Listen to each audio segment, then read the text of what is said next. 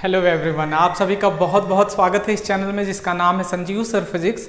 आज हम सब बात करने वाले हैं इलेक्ट्रिक मोटर के बारे में। तो चलिए शुरू करते हैं आज का video.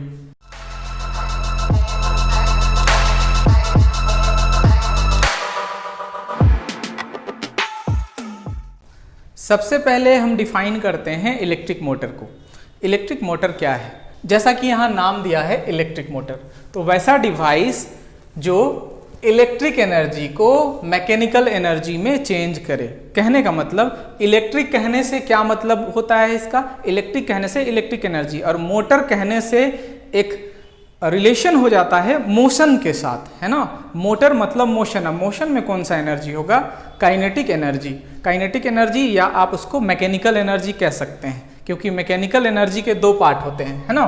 So electric motor is a device, electric motor is a device which converts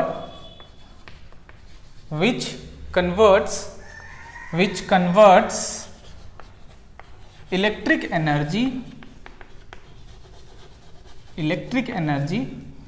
into kinetic energy, और आप इसको मैकेनिकल एनर्जी भी कह सकते हैं। मैकेनिकल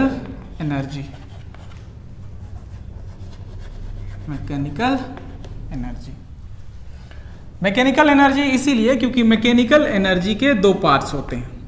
मैकेनिकल एनर्जी के दो पार्ट होते हैं, एक kinetic energy, energy due to motion, और एक potential energy, energy due to position and configuration.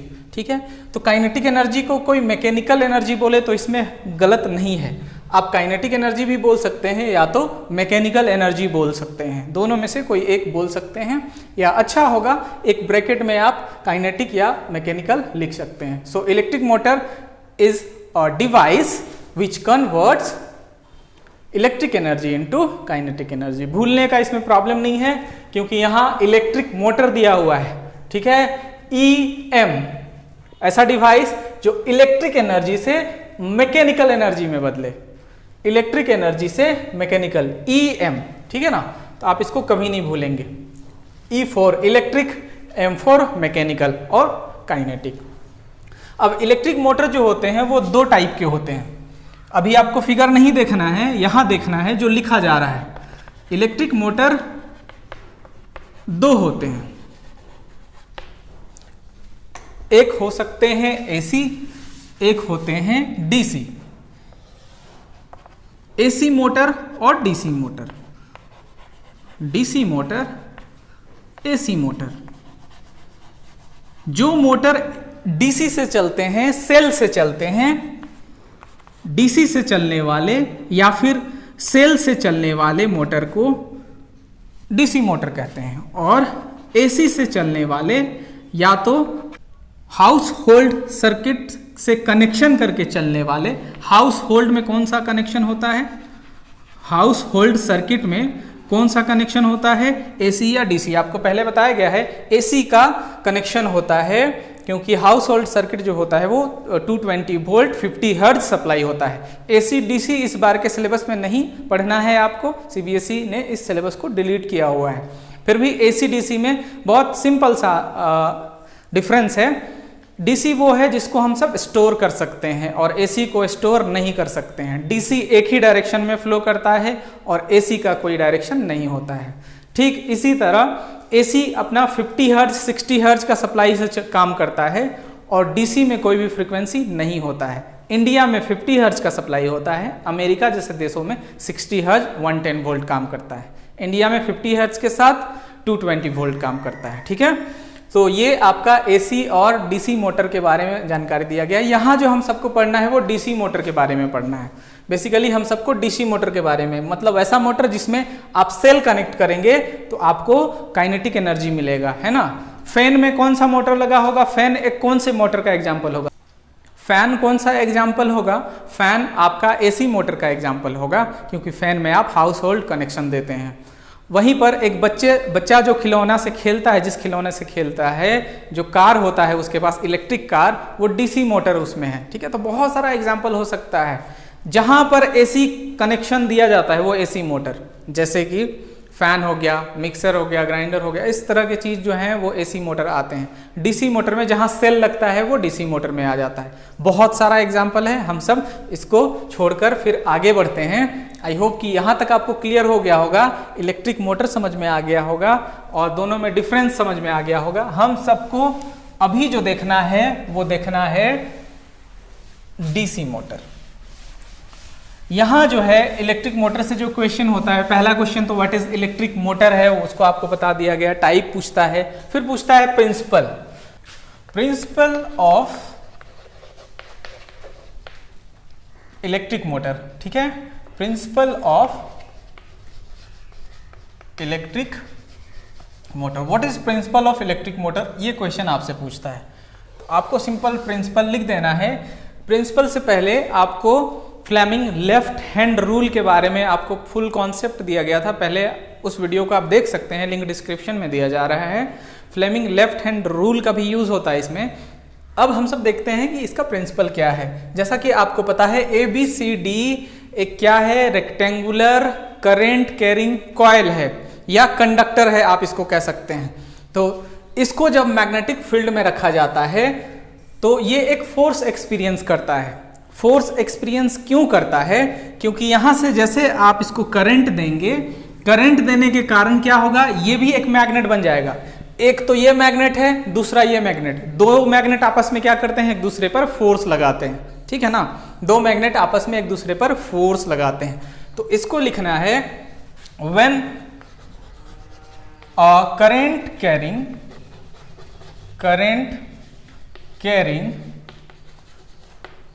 rectangular coil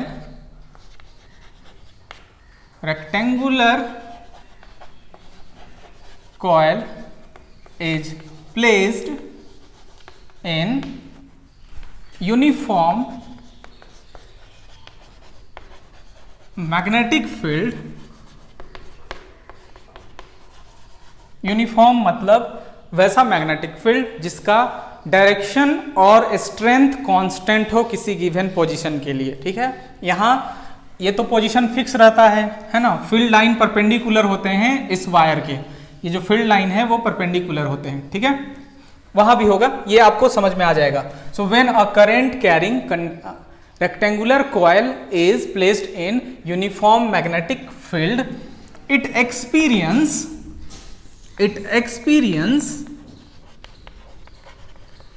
experience a force. ये एक फोर्स एक्सपीरियंस करता है। कौन? ABCD जो कॉइल है ना। It experience a force, the direction of force, मतलब ये जो फोर्स एक्सपीरियंस करेगा उसका direction of force can be explain with the help of Fleming left hand rule. ये फ्लेमिंग लेफ्ट हैंड रूल के बारे में आपको पहले बताया गया है, फोर्स फील्ड और करंट की जानकारी देता है ना। सो ये आपका प्रिंसिपल हो जाएगा फ्लेमिंग लेफ्ट हैंड रूल से, है ना। When a current carrying rectangular coil ABCD जो दिया है is placed in uniform magnetic field, it experience a force, the direction of force can be explain with the help of Fleming left hand rule. ये आपका principal हो जाएगा। इसके बाद हम सब देखेंगे कंस्ट्रक्शन क्या है। कंस्ट्रक्शन भी पूछता है, कंस्ट्रक्शन एंड वर्किंग। तो कंस्ट्रक्शन एंड वर्किंग एक साथ आप लिख सकते हैं, दोनों एक साथ पूछता है, अलग अलग भी लिख सकते हैं। सबसे पहले हम सब कंस्ट्रक्शन समझेंगे, उसके बाद इसका वर्किंग समझेंगे। कंस्ट्रक्शन में क्या क्या है वो आपको समझना है। NS क्या है? मैग्नेट है। NS जो यहाँ गिवन है वो मैग्नेट है। अब देखिए ये जो मैग्नेट है वो सिंगल पोल एग्जिस्ट नहीं करता। ये सिंगल पोल भले आपको दिखाया जा रहा है, इसका मतलब ये है कि इधर ये पूरा है ना, इधर ये पूरा है, पूरा हो सकता है इधर कोई दूसरा पोल हो, साउथ पोल हो, या तो ये जो मैग्नेट आपको दिखाया गया है वो हॉर्स शू हो सकता है ना, जनरली हॉर्स शू ही लिया जाता है, horse shoe magnet, horse shoe shape का मैग्नेट है ना, horse shoe shape, horse shoe shape का मैग्नेट होता है। तो हॉर्स शू आपका ऐसा मैग्नेट होता है, तो ये आपका नॉर्थ पोल, ये आपका साउथ पोल, बीच में जो स्पेस बचता है उसमें आप ये रख सकते हैं। इस फिगर के साथ समस्या क्या है कि ये 3D फिगर है और इसको बनाना है 2D में, तो इसमें थोड़ा समझना पड़ता है। सो NS क्या है, मैग्नेट है, कौन सा मैग्नेट है, परमानेंट मैग्नेट है। किस टाइप का मैग्नेट है, ये कौन सा मैग्नेट बोला गया, परमानेंट मैग्नेट, परमानेंट मैग्नेट जो या तो हो सकता है हॉर्स शू शेप का, ठीक है। और ABCD यहां क्या है, ABCD है रेक्टेंगुलर कॉइल जिस पर करंट फ्लो करेगा, और क्या क्या होगा उसको आपको बताया जाएगा। ABCD क्या है, रेक्टेंगुलर कॉइल है, ABCD रेक्टेंगुलर कॉइल है, ठीक है, जिस पर करंट फ्लो करेगा। रेक्टेंगुलर कॉइल एक कंडक्टर है, कंडक्टर, ठीक है। और B1 B2 C1 C2 भी आपको बताना है, तो ये आपका C1 और C2 कम्यूटेटर है, C1 and C2, C1 and C2 commutator. Commutator का काम होता है करंट का डायरेक्शन बदलना, है ना। So commutator is a device, commutator is a device which convert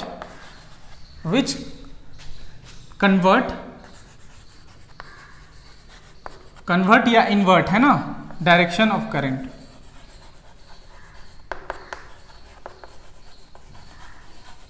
which convert direction of current, direction of current को ये कन्वर्ट कर देता है, बदल देता है या इन्वर्ट कर देता है, ठीक है। मतलब सेकेंड केस में C1 C2, यहाँ फर्स्ट केस में ये है, सेकेंड केस में देख लीजिए ये खुद उलट गया है, क्यों, क्योंकि डायरेक्शन बदलना है। कैसे बदलेगा वो आपको बताया जाएगा। B1 एंड B2 क्या है, कार्बन ब्रशेस। ये जो कार्बन ब्रशेस है ये एक कंडक्टर है, क्योंकि कार्बन का दो ही फॉर्म आपको मिलता है। यहां एक फॉर्म हो गया ग्रेफाइट और दूसरा डायमंड। तो डायमंड आपका प्योर इंसुलेटर है, डायमंड से कोई लेना देना नहीं है, हम सबको लेना देना है। जो नन मेटल यहां दिखाई दे रहा है graphite, non metal, graphite non metal है but still conductor, non metal होते हुए भी कंडक्टर होने का गौरव प्राप्त है ग्रेफाइट को, ठीक है। तो ग्रेफाइट एक ऐसा नन मेटल है जो इलेक्ट्रिसिटी को कंडक्ट करता है। क्लास 8 में आपको एक एक्टिविटी करना था जिसमें सर्किट में पेंसिल में आपका ग्रेफाइट यूज होता है, ठीक है ना। पेंसिल को कनेक्ट करना था सर्किट में और ये बताना था कि पेंसिल इलेक्ट्रिसिटी कंडक्ट करता है कि नहीं, क्योंकि उसमें ग्रेफाइट लगा हुआ है। वो जो पेंसिल के कोर पर आप ब्लैक कलर का एक रेक्टेंगुलर शेप देखते हैं जिससे आप लिखते हैं, वो ग्रेफाइट होता है, ठीक है। सो ये हो गया आपका brush B1 B2, commutator C1 C2, और बैटरी आपको दिया गया है ना। बैटरी इज कनेक्टेड विथ, किसके अक्रॉस कनेक्ट किया जाता है, ब्रश के अक्रॉस, है ना, B1 एंड B2। तो यहां क्या होगा उसको अब हम सब समझेंगे वर्किंग में। ये तो हो गया कंस्ट्रक्शन के बारे में। एक चीज और छूट रहा है, यहां जो है वो एक शाफ्ट एक्सल लगा हुआ रहता है, ठीक है, जिसको अभी फिगर से नहीं दिखाया गया क्योंकि फिगर को आपको सिंपल रखना है, वो आपको 3D फिगर में ज्यादा क्लियरली होगा। यहाँ एक शाफ्ट रहता है जो एक्सल के सेंस में रहता है और वो रहता है आपका रेक्टेंगुलर शेप में रहता है, ठीक है। यहाँ लगा रहता है C1 C2 के बीच में और ये ऊपर तक, जिससे सारे इंस्ट्रूमेंट जुड़े होंगे और वो इंस्ट्रूमेंट घूमेंगे, ठीक है। तो वो यहाँ नहीं दिखाया गया है क्योंकि फिगर को सिंपल रखा गया है। ये आपका हो गया कंस्ट्रक्शन। अब हम सब देखेंगे वर्किंग क्या है। आई होप कि आप लिखते चल रहे होंगे।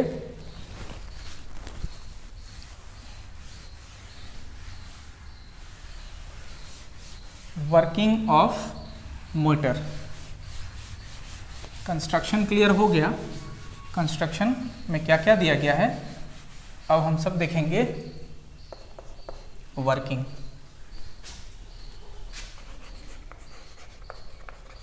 मोटर काम कैसे करता है, तो यहां आपको दो फिगर बताया गया है। ये पहला पार्ट का है और वो दूसरा पार्ट का है। जैसे सेल से करंट फ्लो करता है, इसके क्रॉस करंट का डायरेक्शन ये हो जाएगा, क्योंकि करंट का डायरेक्शन हम सब लेके चल रहे हैं, ये डीसी मोटर है, ठीक है ना, तो इसमें करंट का डायरेक्शन फिक्स होगा, ये करंट का डायरेक्शन हो जाएगा। अब क्या होगा, जैसे ही आप इस पर करंट फ्लो कराएंगे तो ये कंडक्टर भी एक मैग्नेट बन जाएगा। आपको बताया गया है कि जब कोई कंडक्टर में करंट फ्लो कराया जाता है तो वो भी मैग्नेट बन जाता है। इसका पता कैसे लगता है, उसके चारों ओर मैग्नेटिक फील्ड क्रिएट हो जाते हैं, जिसका पता हम लोग कौन से रूल से लगाते हैं, Maxwell right hand thumb rule से लगाते हैं, ठीक है। तो ये भी एक मैग्नेट हो जाएगा, मतलब पूरा कंडक्टर एक मैग्नेट हो जाएगा, और ये ऑलरेडी मैग्नेट है। दो मैग्नेट मिलके आपस में क्या करेंगे, एक दूसरे पर फोर्स लगाएंगे, ठीक है। तो यहाँ आपको समझना है कौन किस पर फोर्स लगाएगा और कौन घूमेगा, क्योंकि ये स्ट्रॉन्ग मैग्नेट होता है, परमानेंट मैग्नेट स्ट्रॉन्ग मैग्नेट होता है यहाँ। तो आपको जो ज़्यादा फोर्स लगेगा वो इस पर लगेगा और ये मोशन में आएगा। उस मोशन को एक्सप्लेन करते हैं हम लोग फ्लेमिंग लेफ्ट हैंड रूल से। तो यहाँ हम सब लिखेंगे पहले, उसके बाद फिगर को अच्छे से समझेंगे। When current flow through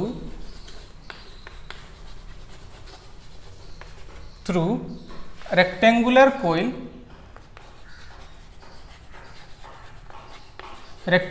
coil ABCD, it becomes magnet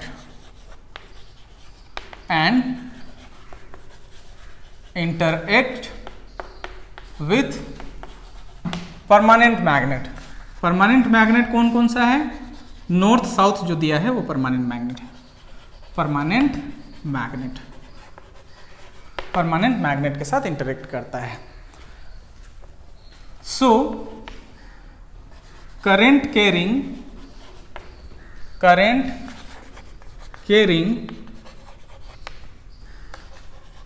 rectangular coil experience a force which can be explained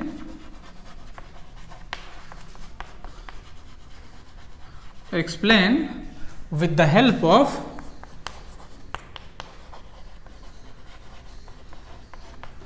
Fleming left hand rule. Fleming के लेफ्ट हैंड रूल से एक्सप्लेन करना है। अब इसको फ्लेमिंग लेफ्ट हैंड रूल लगाना है और बताना है कंडक्टर ABCD कौन से डायरेक्शन में मोशन करेगा। तो यहाँ आपको देखना है ABCD में आपको क्या बताया गया था, कैसे लगाना है Fleming left hand rule, force field current. तो आपको मैग्नेटिक फील्ड का डायरेक्शन ये आपको पता है, मैग्नेटिक फील्ड का डायरेक्शन ये हो गया, फोर्स हो गया, ये फील्ड हो गया, ये करंट हो गया। ये तो फील्ड का डायरेक्शन पता है, करंट का डायरेक्शन अपवर्ड है, तो इसको क्या कर देंगे, अपवर्ड, है ना। फील्ड उधर हो गया, करंट अपवर्ड हो गया, थंब डाउनवर्ड हो गया, ठीक है। यानी ये आपका डाउन होगा, ठीक है। AB सेक्शन डाउनवर्ड हो जाएगा। AB सेक्शन कैसा फोर्स लगेगा, डाउनवर्ड। ठीक उसी तरह CD पर कौन सा फोर्स लगेगा, आप लगाइए ऐसे, देखिए ये करंट का हो गया, ये फील्ड का हो गया और ये फोर्स का हो गया। पहले भी आपको बताया गया है कैसे इस रूल को अप्लाई करना है। तो ये अपवर्ड, इस पर अपवर्ड फोर्स लगेगा, अप, ठीक है। सो CD पर कैसा फोर्स लगेगा, CD पर फोर्स लगेगा अपवर्ड, ठीक है। सो अपवर्ड फोर्स लगेगा तो ये कैसा मोशन करेगा, ये ऐसे है मान लीजिए, ये डाउनवर्ड, ये सेक्शन डाउनवर्ड और ये अपवर्ड, तो ये ऐसा मोशन करेगा और इसके साथ ये जो कम्यूटेटर लगा है वो भी मोशन करेगा। ठीक है, ये ब्रश मोशन नहीं करेगा क्योंकि ब्रश सर्किट से कनेक्ट है, ब्रश सिर्फ कांटेक्ट देगा, कंडक्टर की तरह कांटेक्ट देगा। ठीक है, कम्यूटेटर C1 और C2 से। ब्रश कभी भी नहीं घूमेगा क्योंकि ब्रश घूमेगा तो पूरा सर्किट ट्विस्टेड हो जाएगा। सो सिर्फ C1 और C2 तक ही घूमेगा। ठीक है, C1 और C2 तक ही घूमेगा।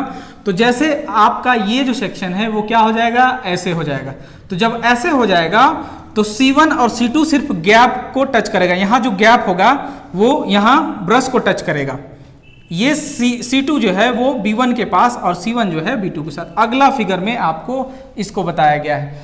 तो जैसे यहाँ तक आएगा, मोमेंटम के कारण ये यहाँ गिर जाएगा, मतलब एक बार पलट जाएगा, एक बार ऐसे है, ऐसे होके पलट जाएगा। तो पलट जाएगा तो क्या होगा, ये जो CD है वो इधर आ जाएगा और ये जो AB है वो उधर चला जाएगा। क्लियर हो गया ये फिगर आपको? एक बार उलटने में क्या होगा, ये जो CD है वो इधर आ जाएगा और ये जो AB है वो उधर चला जाएगा। अब इसके साथ क्योंकि कम्यूटेटर जुड़ा हुआ है तो कम्यूटेटर भी अपना जगह चेंज कर लेगा। अब यहाँ देखिए ये C1 है, ये C2 है, यहाँ देखिए ये C2 हो गया, ये C1 हो गया, मतलब कम्यूटेटर अपना जगह चेंज कर लिया क्योंकि ये भी अपना जगह चेंज कर लिया। अब सेकंड फिगर में क्या होगा, फिर से तो करंट का डायरेक्शन यही होगा ना, करंट का डायरेक्शन यही होगा। अब देखिए यहाँ AB पर अपवर्ड करंट था, यहाँ AB पर डाउनवर्ड हो गया करंट, यहाँ CD पर डाउनवर्ड करंट था, यहाँ CD पर अपवर्ड हो गया। तो ये किसके थ्रू हुआ, ये हुआ कम्यूटेटर की वजह से, क्योंकि कम्यूटेटर नहीं होता तो आप यहाँ करंट का डायरेक्शन को नहीं बदल पाते। ये जो कोइल है, दोनों पार्ट है कोइल का AB और CD, उसमें करंट का डायरेक्शन बदलने का काम किया कम्यूटेटर। ये सर्किट के साथ नहीं, ये आपका कोइल के साथ ऐसे घूमा, कोइल के साथ घूम गया, ये कोइल के साथ घूम गया। ठीक है, C2 यहाँ आ गया, C1 उसके साथ कांटेक्ट में आ गया। अब देखिए इसका फायदा क्या होगा, फिर से अपवर्ड करंट है, अपवर्ड करंट है, तो ये अपवर्ड करंट था तो इधर फोर्स कौन सा लग रहा था, डाउन। ठीक है, अब यहां इस केस में CD डाउनवर्ड हो गया और AB पर कैसा फोर्स लगेगा, AB अपवर्ड लगेगा। ठीक है, अपवर्ड। फिर से ये मोटर जो है एंटी क्लॉकवाइज ही रोटेट करेगा, ऐसे रोटेट हो गया, अब फिर से ऐसे। ठीक है, ये काम हुआ कम्यूटेटर के थ्रू। यहां आप लगा कर देख सकते हैं, फिर से रूल लगा कर देख सकते हैं, ये डाउनवर्ड और इसके लिए ये अपवर्ड, तो ये अपवर्ड ये डाउनवर्ड। ठीक है, मतलब ये सेक्शन हमेशा, नाम कुछ भी रहे, डाउनवर्ड होगा, ये सेक्शन अपवर्ड होगा और ये मोटर एंटी क्लॉकवाइज घूमेगा, एंटी क्लॉकवाइज, एंटी क्लॉकवाइज ऐसे हमेशा घूमते रहेगा। और अगर कम्यूटेटर नहीं लगाते तो क्या होता, कम्यूटेटर अगर नहीं लगाते तो हमारा सर्किट, हमारा जो मोटर है वो ऐसे सिर्फ ऐसे मोशन करता, एक बार आगे एक बार पीछे, एक बार आगे एक बार पीछे। लेकिन कम्यूटेटर लगाने से क्या हुआ, कंटिन्यूअसली एंटी क्लॉकवाइज में रोटेशन करेगा, मतलब इधर वाला सेक्शन पे हमेशा डाउनवर्ड फोर्स लगेगा, इधर वाला अपवर्ड, इधर वाला डाउनवर्ड, इधर वाला अपवर्ड, जिसके कारण हमारा मोटर जो है कौन सा डायरेक्शन में मूव करेगा, मूव करेगा एंटी क्लॉकवाइज डायरेक्शन में। आई होप कि आप यहाँ तक समझ गए होंगे ये कैसे काम कर रहा है, कैसे मूव कर रहा है। आपको स्क्रीन पर ये भी दिखाया गया कैसे मूव करता है मोटर, स्क्रीन पर आपको दिखाया जा रहा है, पहले भी दिखाया गया है ना, अभी आप देख रहे होंगे कैसे मूव करता है, उसको आप अच्छे से देख लें, उसमें आपको और अच्छे से क्लियर होगा। कम्यूटेटर का बहुत बड़ा रोल है। तो ये आपका वर्किंग और कंस्ट्रक्शन भी हो गया। आई होप कि समझ गए होंगे आप। क्वेश्चन जो इससे और पूछता है वो रहता है आपका कमर्शियल मोटर पे क्या रहता है। तो कमर्शियल मोटर पे इस पर जो वाइंडिंग रहता है, ये जो वायर है, ये तो आपको एक बताया गया है, लेकिन मोटर में ऐसा बहुत लार्ज नंबर ऑफ टर्न होता है। तो यहाँ ये जो वाइंडिंग किया जाता है वो सॉफ्ट आयरन कोर से किया जाता है, दूसरा लार्ज नंबर ऑफ टर्न्स दिया जाता है, और तीसरा इस मैग्नेट के जगह में इलेक्ट्रोमैग्नेट यूज होता है। तो यहाँ इसको लिख दिया जा रहा है कमर्शियल मोटर में क्या क्या किया जाता है, कमर्शियल मोटर में क्या क्या किया जाता है। उसको यहाँ लिख दिया जा रहा है। ये इंपॉर्टेंट क्वेश्चन आपसे पूछा जाता है, कॉमर्शियल मोटर में क्या क्या अलग होता है। तो कॉमर्शियल इलेक्ट्रिक मोटर या कॉमर्शियल मोटर, ठीक है। तो coils are wounded of a soft iron core. दूसरा, लार्ज नंबर ऑफ टर्न्स बहुत ज़्यादा होता है। और तीसरा, स्ट्रॉन्ग इलेक्ट्रोमैग्नेट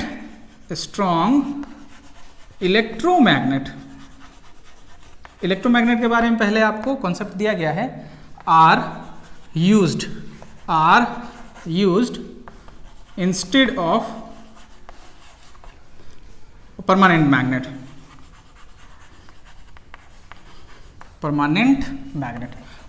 मैग्नेट के जगह में इलेक्ट्रोमैग्नेट यूज किया जाता है। इलेक्ट्रोमैग्नेट यूज करने से क्या होगा, हम मोटर के स्ट्रेंथ को या घटा सकते हैं या बढ़ा सकते हैं, ठीक है।